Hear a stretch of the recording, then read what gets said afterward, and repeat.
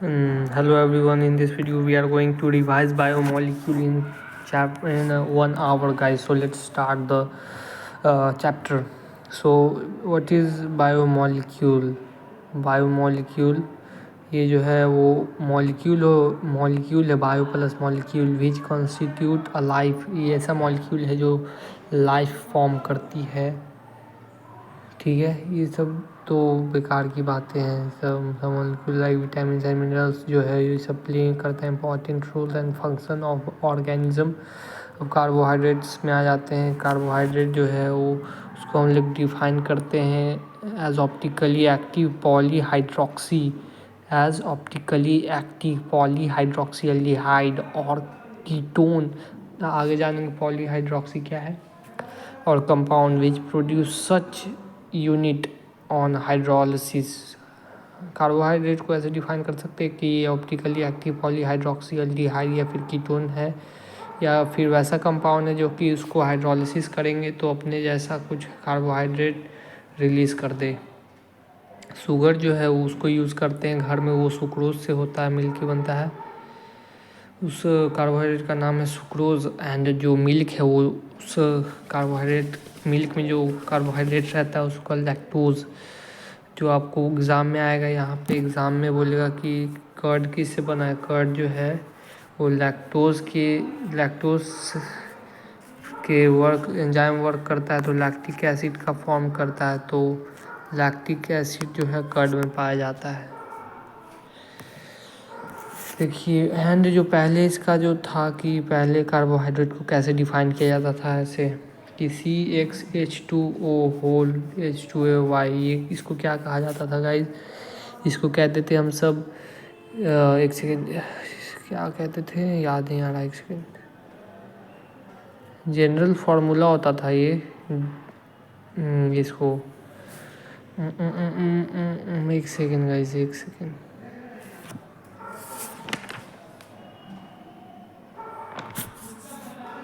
मतलब पहले जो था ना कि इस फॉर्म में जो रहेगा ना कार्बोहाइड्रेट, उसको कह देंगे हम सब कि वो कार्बोहाइड्रेट है। Some example of the carbohydrate हो गया cane sugar, glucose and starch. उन सबों का जनरल फार्मूला यही होता है गाइस। और जो मॉलिक्यूलर फार्मूला C6H12O6 ग्लूकोज का है, इसमें फिट होता है गाइस। और जो एग्जाम्पल है एसिटिक एसिड का, ये भी इस फार्मूले में फिट होता है। बट ये कार्बोहाइड्रेट नहीं है। कौन? एसिटिक एसिड, ये कार्बोहाइड्रेट नहीं है।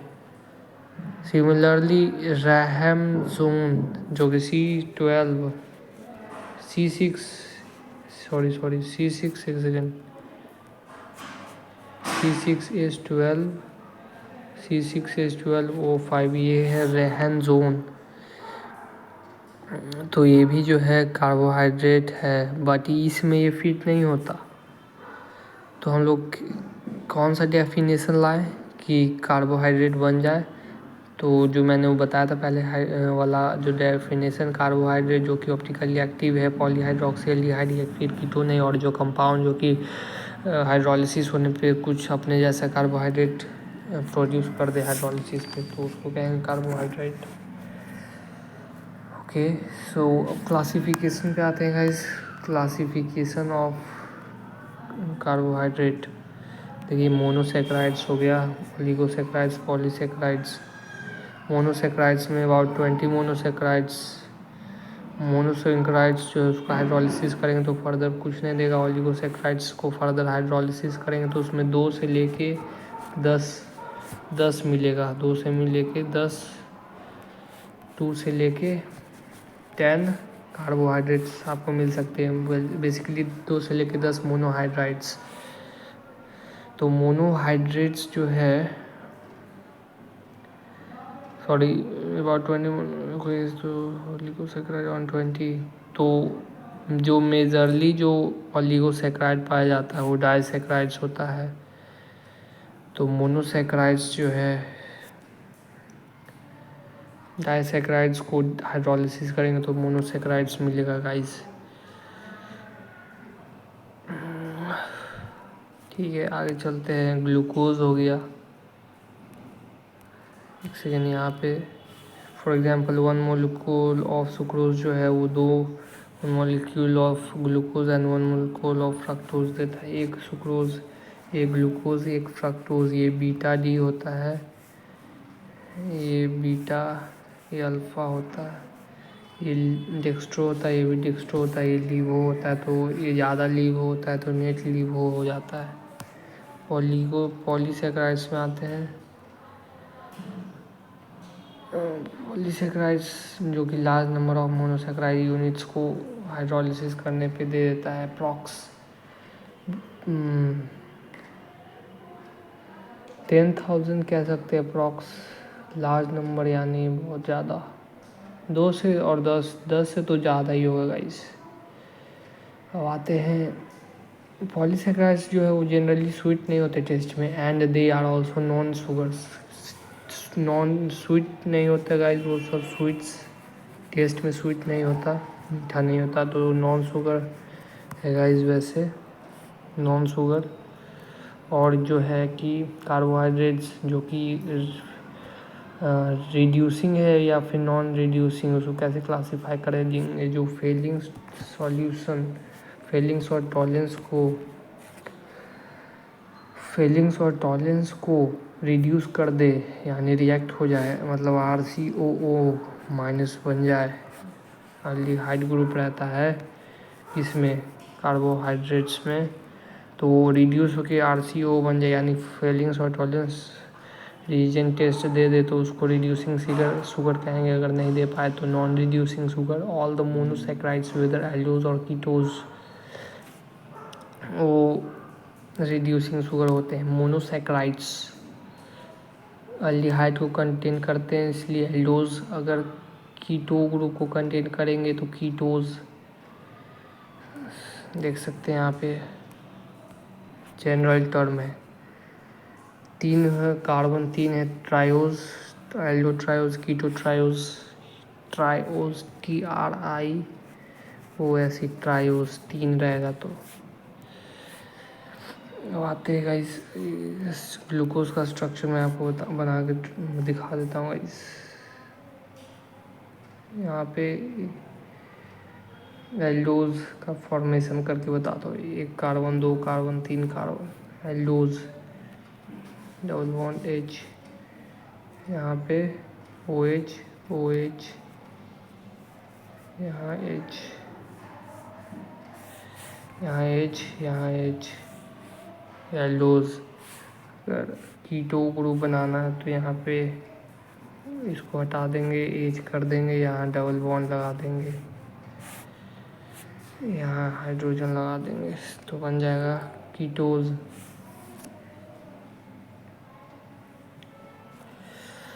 अब प्रिपरेशन ऑफ ग्लूकोज पे आते हैं गाइस। प्रिपरेशन ऑफ ग्लूकोज जो है वो किससे बनता है, ये नेचर में फ्रीली अकर होता है और कंबाइंड फॉर्म में भी अकर होता है। फ्रीली और कंबाइंड दोनों में फॉर्म में एग्जिस्ट करता है। It is present in sweet fruit और हनी, या पके हुए अंगूर, या उसमें भी ग्लूकोज होता है इन लार्ज अमाउंट। सुक्रोज जो है, सुक्रोज को दूसरा नाम है केन शुगर, सुक्रोज का दूसरा नाम है केन शुगर, याद रखिएगा इस। Sucrose it is boiled with dilute HCl। आगे देखते हैं सुक्रोज को कैसे बना सकते हैं ग्लूकोज। सुक्रोज को हाइड्रोलिसिस किए in the presence of acid like what, acid like HCl, dilute HCl या H2SO4 इन अल्कोहलिक सॉल्यूशन, तो हम लोग को ग्लूकोज और फ्रक्टोज मिल जाता है, इक्वल अमाउंट में मिलता है गाइस। ये स्टार्च है, स्टार्च कॉमर्शियली तौर पे यूज किया जाता है। तो स्टार्च को अगर हम लोग हाइड्रोलिसिस करेंगे तो हम लोग को ग्लूकोज सिर्फ मिलेगा।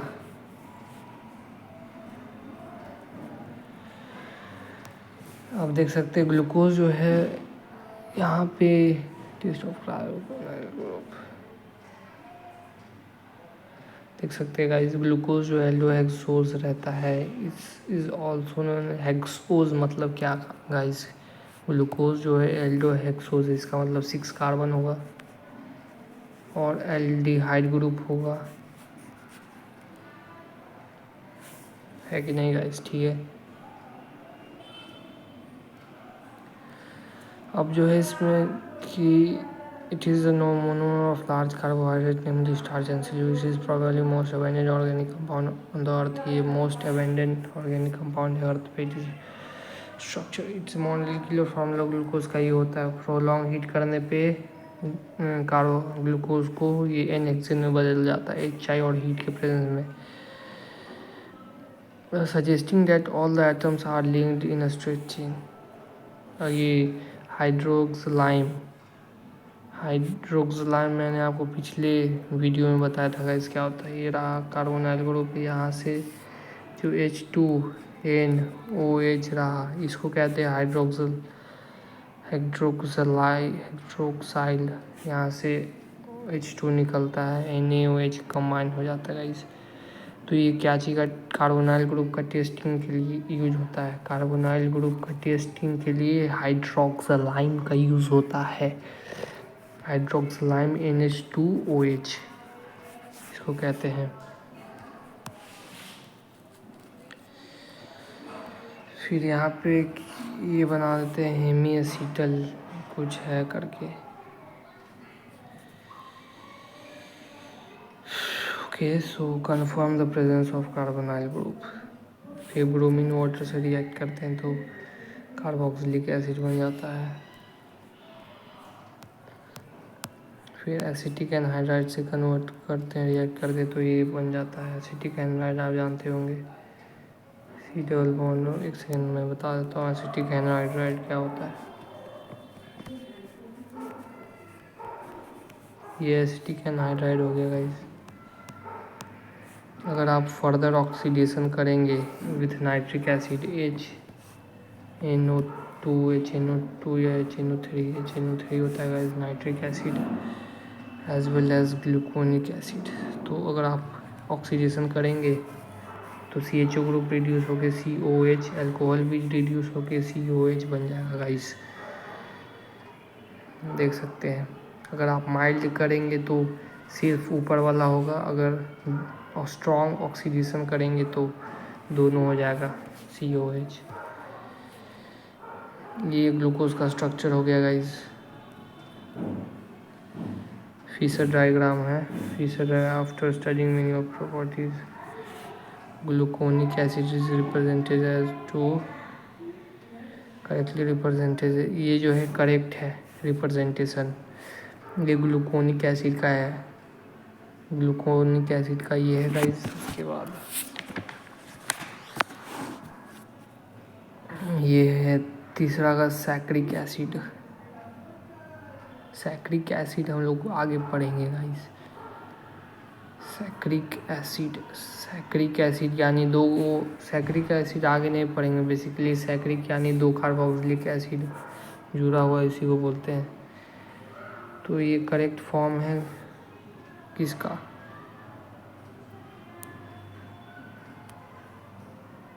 जो ग्लूकोज का है उसका guys. Glucose is correctly named as D+. Glucose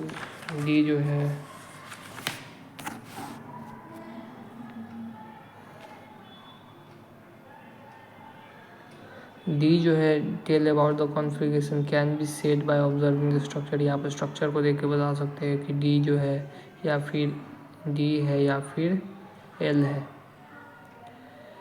कैसे बता सकते हैं गाइस.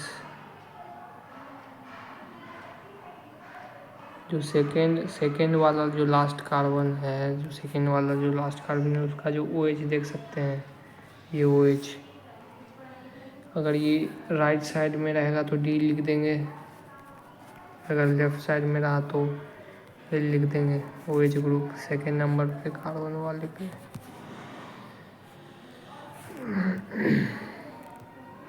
एंड आप देख सकते हैं गाइस ये कायरल है.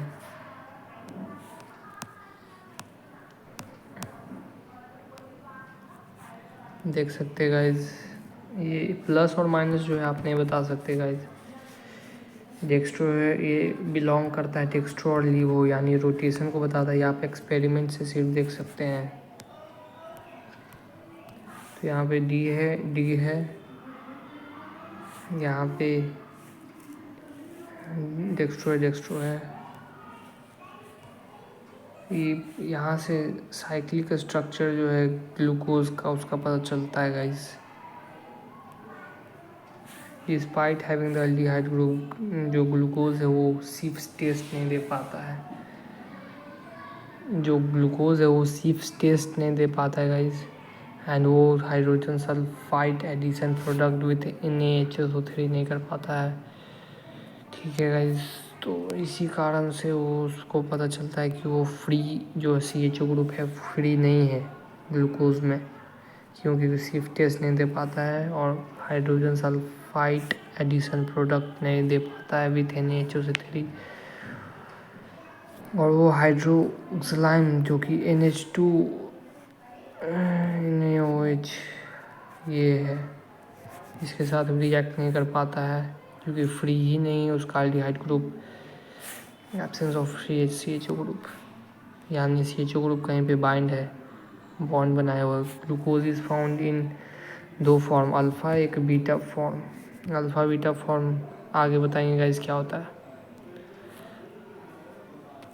जो अल्फ़ा फॉर्म होता है उसका मेल्टिंग पॉइंट कम होता है, is obtain by crystallisation of concentrated solution of glucose at 303 kelvin. Beta form है उसका मेल्टिंग पॉइंट ज़्यादा होता है फ्रॉम हॉट सैचुरेटेड सॉल्यूशन।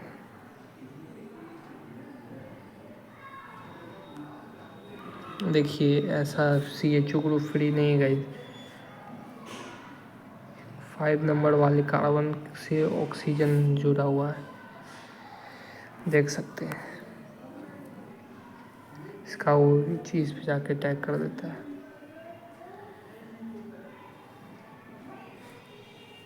तो ये सब फॉर्म हो जाता है। और बीटा और अल्फ़ा का पता चलता है कि जो फर्स्ट कार्बन है वो राइट साइड में है तो अल्फ़ा, अगर लेफ्ट साइड में तो बीटा। और मैंने बताया था D और L के बारे में। D और L ये क्या होता है, सेकेंड लास्ट कार्बन पे OH जो है राइट साइड है तो dextro D and L side है OH तो L। पायरेन का फॉर्मूला देख सकते हैं गाइस, ये अल्फ़ा D ग्लाइकोपाइरेनोज। ये अल्फ़ा किस लिए, क्योंकि इसका OH राइट साइड में है, इसका OH लेफ्ट साइड में है। बेसिकली ये जो ऊपर वाला है इसी को रिंग फॉर्म में कन्वर्ट कर दिया है। समझ गए होगे गाइस, आप तेज आदमी हो।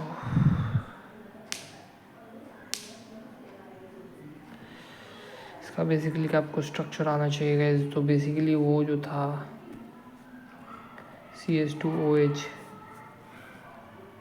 OH H OH OH H OH OH OH H OH यहाँ CHO। तो ये वाला कार्बन इसके साथ रिएक्ट किया हुआ गाइस, ऑक्सीजन तो देख सकते हैं। फर्स्ट 5th 1/5 में वो ऑक्सीजन का बॉन्ड बना हुआ है।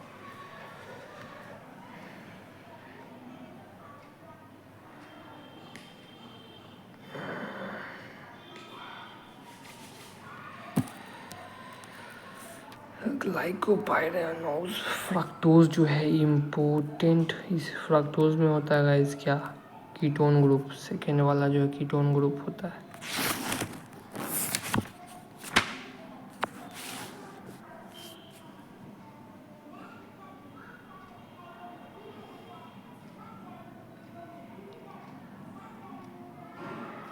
माने गाइस इसको जो है हम लोग, it is naturally monosaccharide found in the, monosaccharide होता है गाइस फ्रक्टोज, क्योंकि सुक्रोज से ग्लूकोज और फ्रक्टोज मिलता है, ये डाइसैक्राइड होता है, ये सब मोनोसैक्राइड्स है।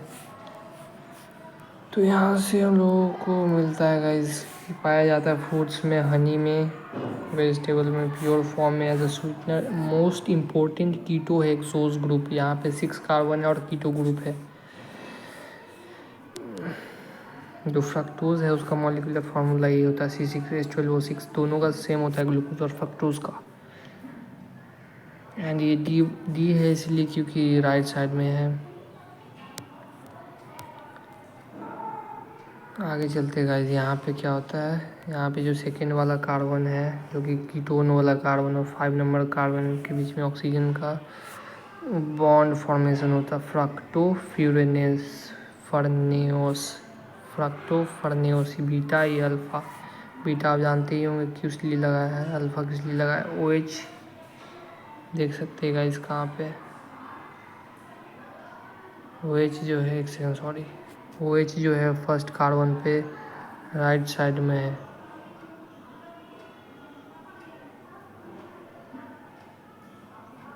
इसे उतना पता नहीं चल रहा गाइस, सो इसमें उतना नहीं समझ में आ रहा गाइस, सो इसमें पता चलेगा। रिंग फॉर्म में साइक्लिक स्ट्रक्चर में फ्रक्टोफर्नेस एंड फ्रक्टोफर्नेस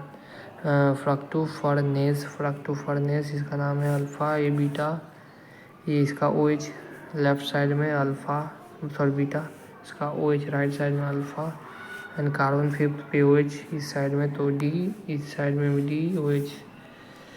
बेसिकली यही था गाइज। कितना कार्बन है, 1 2 3 4 5 6, क्योंकि इसका सेकेंड नंबर कार्बन से कीटो ग्रुप होता है। Bonding between 5 carbon, 5th carbon number वाले से बॉन्डिंग होता है। डाइसैकराइड्स पे आते हैं गाइस। डाइसैकराइड्स क्या होता है, इसमें डाइसैकराइड्स क्या होता है, डाइसैकराइड्स यहाँ पढ़ते हैं। Disaccharides on hydrolysis acid enzymes yields 2 molecule, ये 2 मॉलिक्यूल्स दे देता है, सेम या फिर डिफरेंट मोनोसैकराइड्स। जो मोनोसैकराइड्स होते हैं वो इसको ज्वाइन कर देते हैं टुगेदर विथ ऑक्साइड लिंकेज के साथ जोड़ देते हैं, जो ऊपर हम लोगों ने देखा। फिर वाटर लॉस हो जाता है, such linkage is called glycosidic linkage. Water का लॉस होता है गाइस ग्लाइकोसिडिक लिंकेज में। एंड जो है नॉन रिड्यूसिंग जो है सुक्रोज, क्या है, नॉन रिड्यूसिंग है गाइस। सुक्रोज जो है नॉन रिड्यूसिंग शुगर है। क्यों, क्योंकि reducing sugar and non reducing sugar हम लोगों ने पढ़ा था कि फेलिंग्स और टॉलरेंस को जो रिड्यूस कर देगा उसको कहेंगे कि वो क्या है, रिड्यूसिंग है। फेलिंग्स और टॉलरेंस को जो रिड्यूस कर देगा उसको रिड्यूसिंग शुगर, एंड जो नहीं कर पाएगा उसको नॉन रिड्यूसिंग शुगर कहेंगे। On the other hand sugar जो है उसमें रिड्यूसिंग शुगर होता है, उसको रिड्यूसिंग शुगर कहते हैं। ओके, तो सेकेंड गाइस क्या था, सुक्रोज।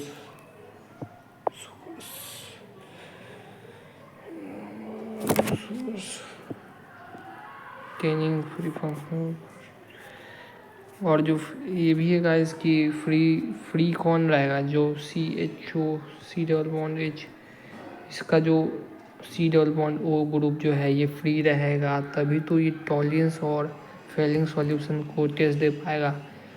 तो बात वैसे कहो या ऐसे कहो, फ्री रहेगा तो रिड्यूसिंग, या फिर टॉलरेंस और फेलिंग्स को रिड्यूस कर देगा तो भी रिड्यूसिंग। एग्जाम्पल देते हैं इसका, माल्टोज एंड लैक्टोज, ये सब रिड्यूसिंग शुगर है गाइस। सुक्रोज जो है नॉन रिड्यूसिंग शुगर है, क्योंकि उसमें फ्री जो है अल्डिहाइड ग्रुप नहीं है। सुक्रोज जो है उसको ग्लूकोज और फ्रक्टोज मिलता है, हम लोगों ने देख लिया। ये इसका स्ट्रक्चर देख रहे हैं, इसमें ग्लाइकोसिडिक लिंकेज फॉर्म होता है ग्लूकोज, अल्फा ग्लूकोज और बीटा डी ग्लूकोज फ्रक्टोज में।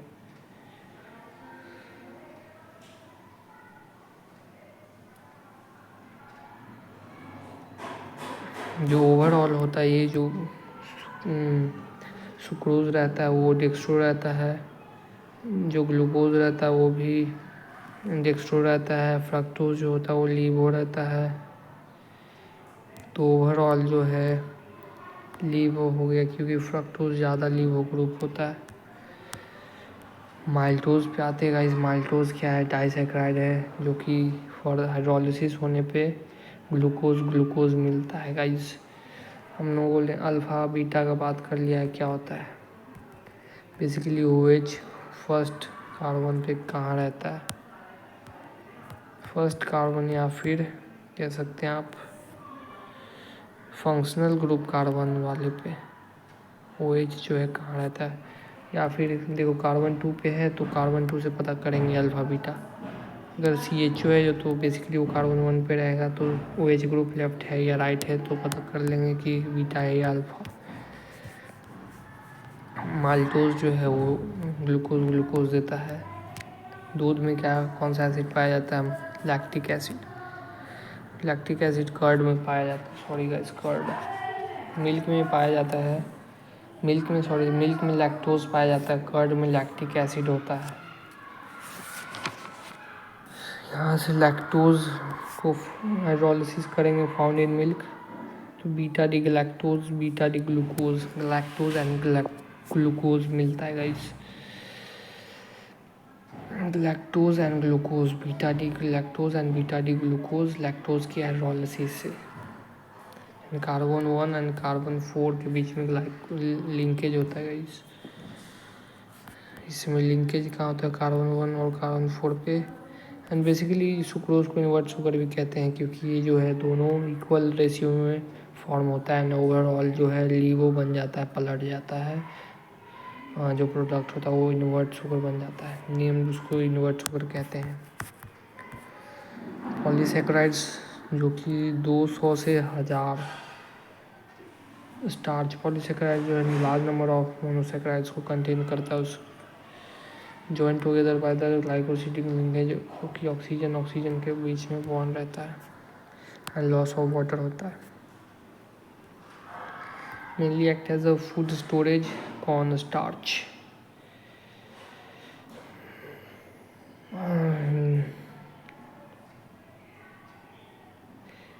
पॉलीसेकेराइड्स का जो मेनली काम है वो फूड स्टोरेज का है, स्ट्रक्चरल मटेरियल का स्टोरेज का है, और स्ट्रक्चरल मटेरियल और स्टोरेज ऑफ द फूड, इसका पॉलीसेकेराइड्स का वर्क होता है।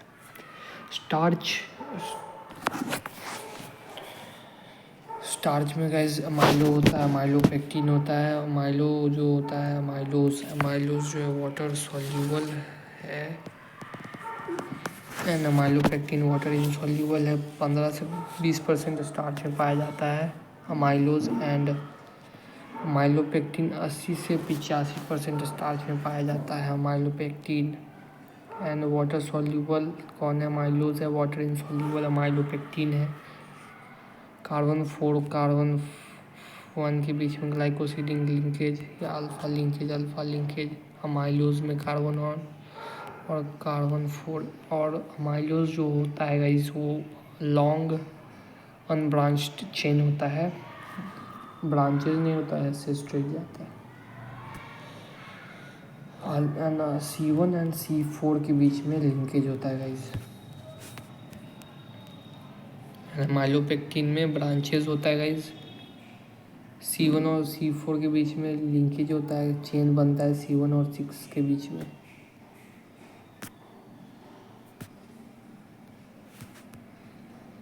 सेल्यूलोज क्या हो गया गाइस? सेल्यूलोज जो cell wall of the plant में प्रीडोमिनेंटली कंस्टिट्यूएंट्स होता है। सेल वॉल किससे बनता है? सेल्यूलोज से बनता है गाइस।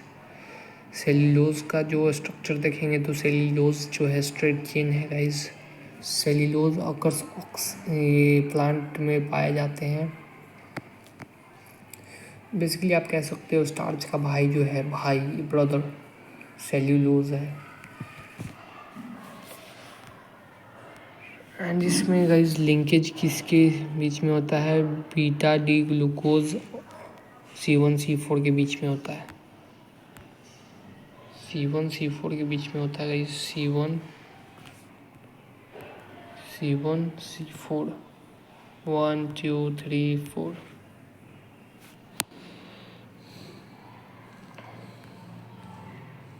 एंड इसमें बीटा डी ग्लूकोज पाया जाता है।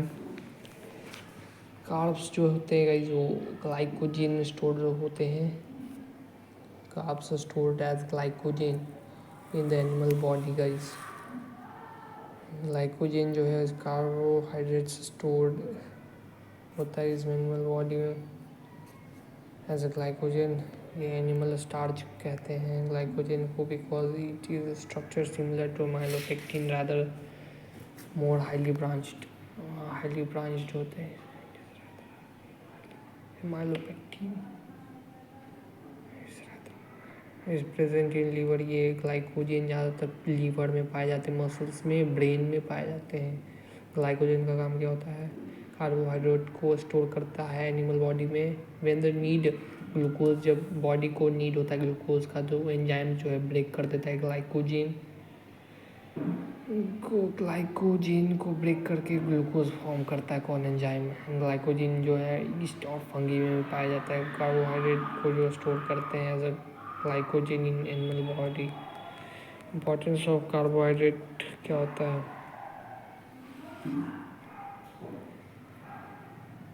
जो हनी है, हनी, इसमें कार्बोहाइड्रेट जो है इसेंशियल है लाइफ के लिए, animal and both plants. Honey जो है यूज़ किया जाता है source of energy, prescribed by वैद्स। आयुर्वेदिक सिस्टम में वैद्स के द्वारा, वैद मतलब जो आयुर्वेद का जो ज्ञानी होता है उसको वैद कहते हैं।